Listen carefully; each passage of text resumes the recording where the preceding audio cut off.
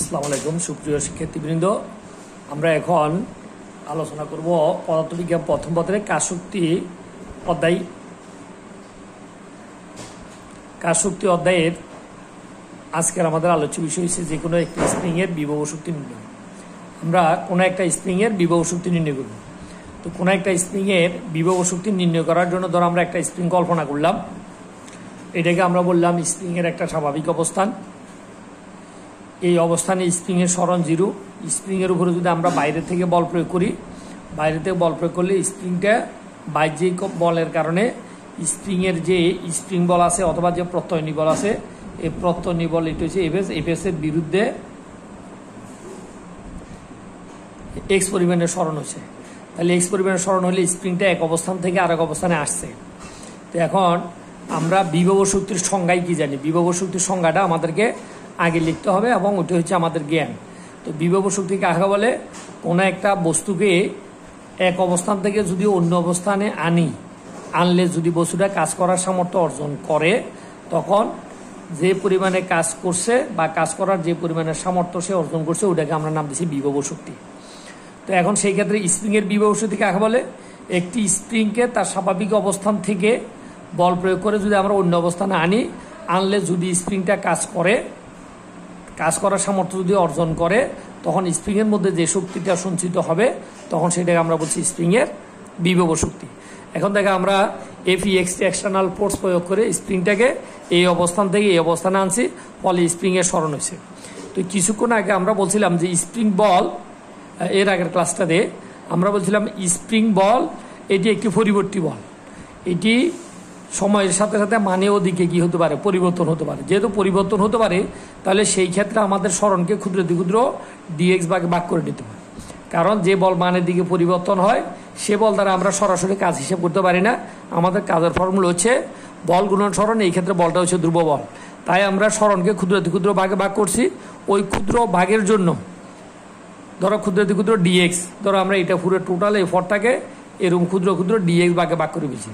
তাহলে এই ডিএক্স সরানোর জন্য এই ক্ষুদ্র ডিএক্স সরানোর জন্য আমার বলটা কিন্তু ধ্রুব ছিল, তাই আমরা কাজ সমান লিখতে পারবো বল গুণন সরণ এই ক্ষুদ্র সরণের জন্য। এখন ধরো এফইএক্স এক্সটার্নাল বল প্রয়োগ করলে অর্থাৎ বাহ্যিক বল প্রয়োগ করলে বস্তুটা যদি ক্ষুদ্র ক্ষুদ্র ডিএক্স পরিমাণের সরণ হয়, তাহলে ক্ষুদ্র ডিএক্স সরণের জন্য আমরা জানি কাজ সমান বল গুণন সরণ। তো যেহেতু আমার সরণ ক্ষুদ্র, তাহলে কাজের পরিমাণের ক্ষুদ্র, তাই আমরা এটাকে ডিডব্লিউ লিখছি। আর এটাকে আমরা লিখছি এফইএক্সটি মানে এক্সটার্নাল ফোর্স ইন্টু ডিএক্স হচ্ছে আমার কি? সরণ। তাহলে দেখো এফইএক্সটি এক্সটার্নাল ফোর্স গুণন সরণ হচ্ছে আমার কি? কাজ।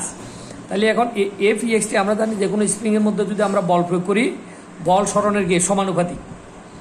এখন বল যেদিকে প্রয়োগ করছি সরণ সেদিকে হয়েছে, তাই এই ক্ষেত্রে আমাদের এর কিছুক্ষণ আগে আমরা এর আগের ক্লাসে আমরা পাচ্ছিলাম এটা মাইনাস, কিন্তু এখানে বল যেদিকে সরণ সেদিকে হয়েছে বলে তাই এটা প্লাস। এই ক্ষেত্রে এফইএক্সটি এক্সটার্নাল ফোর্সকে ফোর্স সমান দুই চিহ্নকে সমান চিহ্ন দিতে হলে আমরা এখানে একটা সমানুপাতিক ধ্রুবক দিয়ে গুণ করবো, তাহলে কে এক্স। তাহলে এফইএক্সটি অর্থাৎ এক্সটার্নাল ফোর্স সমান কে এক্স, এই মানটা আমরা এই সমীকরণের মধ্যে বসাবো। তো আমরা টোটাল কাজ যদি আমরা হিসাব করতে চাই, তাহলে আমাদের টোটাল সরণ এক্স কে ক্ষুদ্র ক্ষুদ্র যে আমরা ডিএক্স ভাগে ভাগ করছি, সকল ডিএক্স ভাগের কাজগুলো হিসাব করে সবগুলো যোগ করতে হবে। তো যোগ করার জন্য আমরা একটা সমাকলন অপারেটর ব্যবহার করব।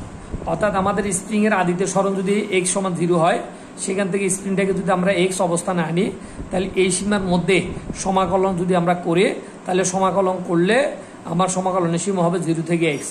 তাহলে ইন্টিগ্রেশন অফ ডিডব্লিউ সমান ডব্লিউ, আর এখানে ডিডব্লিউ সমান আমরা পাইছিলাম কত? কে এক্স। এই কে এক্স সমান এফএক্সটি সমান কে এক্স পাচ্ছি। কে এক্স এর মান আমরা এখানে বসাই দিচ্ছি, এফএক্সটি এর মান বসাই দেওয়ার পরে কে এক্স ডিএক্স পাচ্ছি। তাহলে কে সমাকলন ধ্রুবক, এটা বাইরে চলে যাবে। তাহলে এই এক্স ডিএক্স এটাকে করলে আমরা কত পাবো? এক্স এর উপর 1 + 1, নিচে 1 + 1, যেটা আমরা এর আগেও করছি। তাহলে এক্স স্কোয়ার ডিভাইড বাই কত? 2।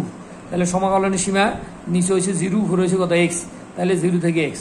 এখন হাফকে আপার লিমিট আগে বসবে, ওই হাফটাকে আমরা বাইরে নিয়ে আসি, লোয়ার লিমিট 0, পরে বসবে তার উপরে স্কোয়ার।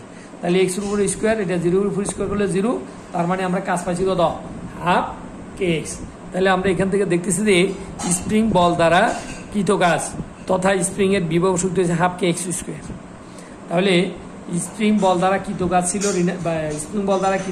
ঋণাত্মক, কিন্তু স্প্রিং এর বিভব শক্তি হিসাব করে আমরা পাইছি কি ধনাত্মক। তার মানে বিভব শক্তি সৃষ্টি করতে হলে স্প্রিংকে তার এক অবস্থান থেকে এই স্বাভাবিক অবস্থান এটা এখান থেকে এখানে আমরা বল প্রয়োগ করছি, অন্য অবস্থানে আনছি, বলের দিকে সরণ হয়েছে, তাই বিভব শক্তি আমাদের কি হয়েছে ঋণাত্মক হয়েছে। তাহলে এখান থেকে আমরা বলতো এই কাজকে আমরা বলবো কি স্প্রিং এর বিভব শক্তি।